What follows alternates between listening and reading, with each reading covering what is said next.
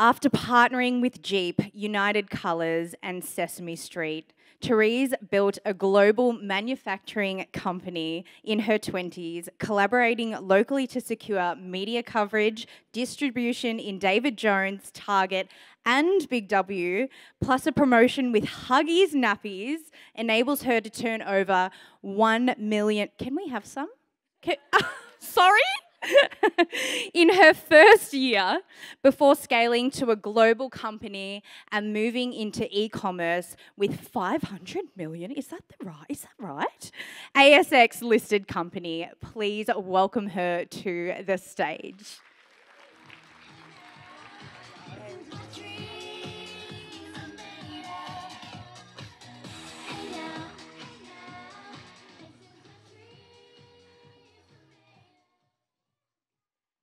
Who loves surprises?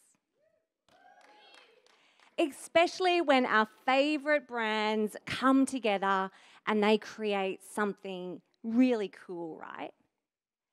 So Tiffany actually created another little blue box with Nike. And whether you like these runners or you don't, millions of people were talking about this collaboration. They had a wait list a mile long and thousands of people didn't get their hands on them. Inside Trader magazine did a poll and they surveyed us, and 71% of us said that we loved when brands came together and created something interesting, chat-worthy, shareable. And then American Express went out to businesses like ours, small and medium-sized businesses, and they posed the question, does the investment made in collaboration generate a worthy return? Unequivocally, the answer was yes. And the return on investment took the form of increased sales, a decrease in costs, or both.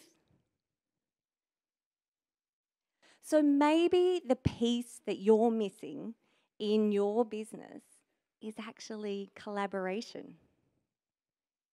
Let me tell you how I know this. So when I was younger, I had an idea and I went and travelled to America and I saw something interesting. It combined my two loves, which was babies and brands. You see, there was a company, a manufacturer called Colecraft, the biggest baby manufacturer in the world. And they had got together with Jeep, the car. And they created Jeep baby products. So a range of strollers, high chairs, porta cots, everything that you can imagine. Now I saw this and thought, this is cool. So I convinced them to take a chance on me and to bring them to Australia. Now I hustled, like we all do. And I got editorial in every newspaper, magazine. It went everywhere. But the day my business changed was when Huggies called me.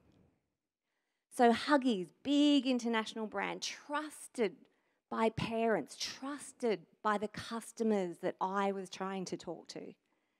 And they said, we've got an idea. How about we create a competition to win a Jeep for mother and baby?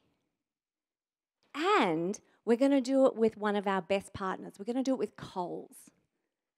So how about you give us a few strollers and we'll put your product on the point of sale and the nappy boxes in Coles around the country for 3 months. And I said, yeah, I'll take that deal. That sounds good. Now that literally catapulted me from not very much revenue to about $1 million super, super quickly, which created opportunities. One of them was to do a range for Target which was pretty cool. And then I got the idea to actually create a range of Sesame Street and put it in Toys R Us. And then, because I love fashion, I approached Benetton in Italy with my idea and showed them that I could create a range of baby products with their brand and put it out all over the world. They loved it, and that got me into 5 different countries. Now, I say this because just like you, I was underestimated. I was a mum with 2 tiny little kids, and I had 2 staff in a tiny little office up the road. It's totally possible. And as Miriam said, it's actually just going, do you know what? I'm going to give it a shot. I'm worth it. I can try. So after I sold that business, I actually went into the big guys, these big companies. And I said, you need to start collaborating with smaller brands, with other brands. So the first one was Grays Online, which was an auction platform. And I did a collaboration with the McGrath Foundation. I auctioned pink diamond jewellery. Now, those pink diamonds, the funds from those profits, enabled hundreds of breast care nurses to go out into regional areas. How cool is that? But as a brand, I was also able to actually get a whole heap of people who had never known the auction platform before to actually keep bidding on other products. So it increased the customer base. Then there was an e-commerce retailer, and it was called OO. And I had an idea. They needed to stand out. So I thought about it, and I thought, maybe I could create an Oprah-style giveaway. You get a car, you get a car. And I thought, who could I do this with? So I went and I spoke to the living room on Channel 10. And I said, I've got an idea. How about we have a studio audience and we grant their Christmas wishes? So everyone gets exactly the gift that they want. So we assembled the audience. It was a whole heap of people who were very worthy. They told Santa what they wanted. My elves in the warehouse were assembling those products. The trucks were out the next hour. And on that episode, they actually had all their Christmas wishes delivered. Now, that episode went through the roof for that network. That was the highest rating episode. But for the retailer, they got an increase, a 50% increase on their sales in the 2 months before Christmas, which is massive, right? We all know that's a big thing. And then, most recently, I've worked for CSR, so a really big ASX-listed company. They make building products, really boring stuff like bricks and plasterboard, right? So what I taught them was how to collaborate with small businesses, the architect, the engineer, the builder, and actually take their projects and bring them to life. Make the building products, just a tiny bit in a shooting star story. And one of the brands that we collabed with was The Block. So I gave them all the building products to create those renovations.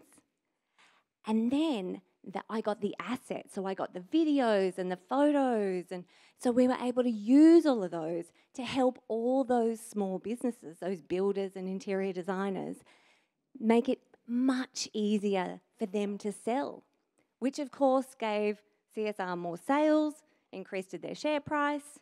Everyone's a winner, right? So super cool. So do you want to know the secret on how to do this? What do you think? Yeah? All right. So really simply, there's 3 ways you can do collaborations. The first is when you use your product or your service. The second is when you create a digital collaboration.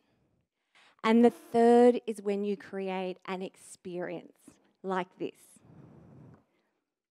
So imagine putting a gin distiller and a skincare brand together. So this is Stu Gregor. He is from Four Pillars Gin. His ambition was to get his gin in the glasses of more women drinkers. And Zoe Foster-Blake, amazing woman, created Go-To Skincare, delicious peach-scented skincare that lots of women love. So they created the new Go-To gin. Of course, it was peach-flavoured, peach-scented, and it came with Zoe's amazing, amaze-tastic face mask. Now, that collaboration sold out in 2 hours. 2 hours. One post by Zoe, and it was gone. But maybe some of you have a service. So what about Jono Fleming and Globe West? So Jono, just like us, is a solo entrepreneur. He's an interior designer. And so he has a podcast, and it's called The House of Style. He invited Ketty, who is the head of design at Globe West, on the podcast. Now, they hit it off, so much so that Ketty asked him to become a designer in residence. Now, what that meant is, from a marketing point of view, Jono created articles, videos, posts, and actually educated and instilled confidence in the people who wanted to buy Globe West products.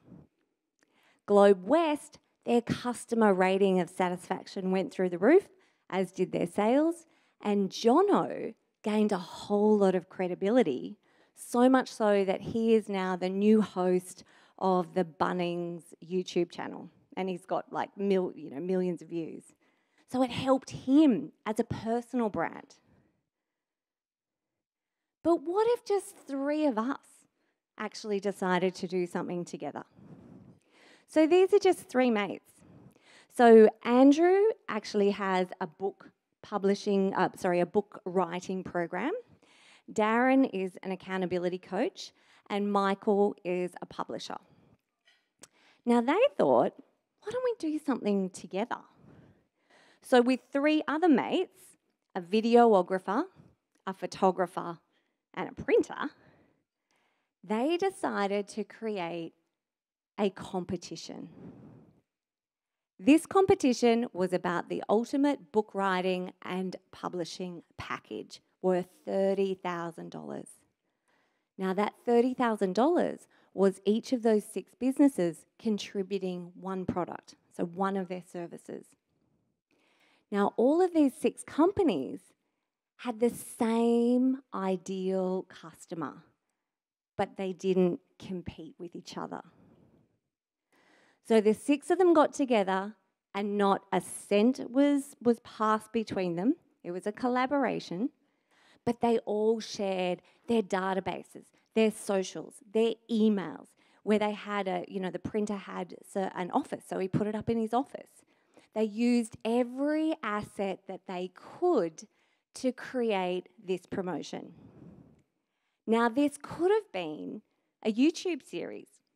It could have been a webinar. It could have been a podcast. They could have collaborated on a course. There's plenty of ways for you to do this digitally where it's easy. It's a good first step. But probably my favourite is when we do something like this. We create an in-person experience. So imagine an artist and a restaurant. So this is Lara Scolari. She is an abstract artist, and she was launching her new collection.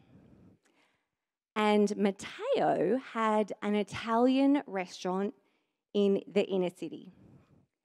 And they came up with an idea. What about if we create an event for one night only? And we get together and we invite both of our databases, both of our customers, to come and share in this very special night. Now, Salvatore, who was the head chef, was so inspired by Lara's artwork that he created a signature dish you could only get on that one night.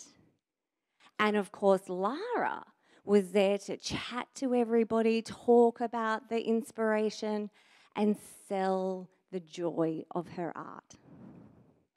What happened? It was a sellout. The restaurant was packed. Lara sold a ton of art, and Matteo got a whole new group of regulars into his restaurant.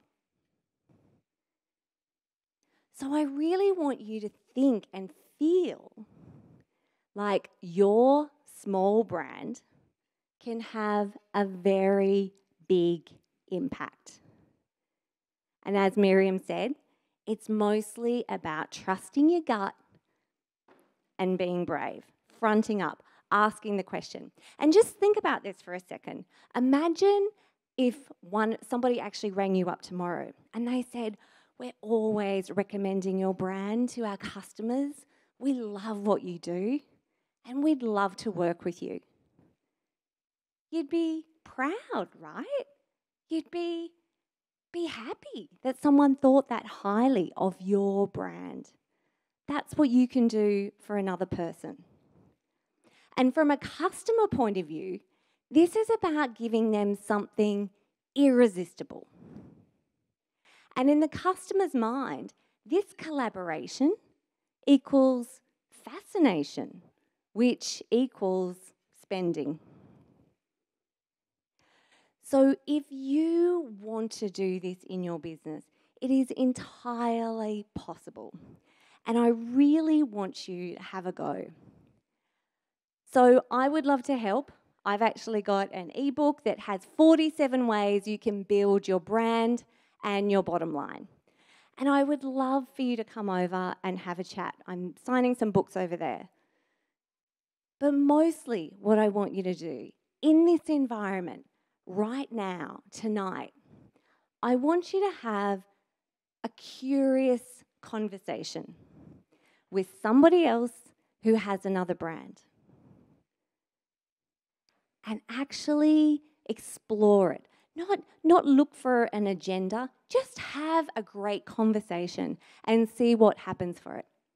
And what I want you to leave with is a basket full of ideas and an impatience to execute them. We are stronger when we work together, and it's just more fun. Thank you.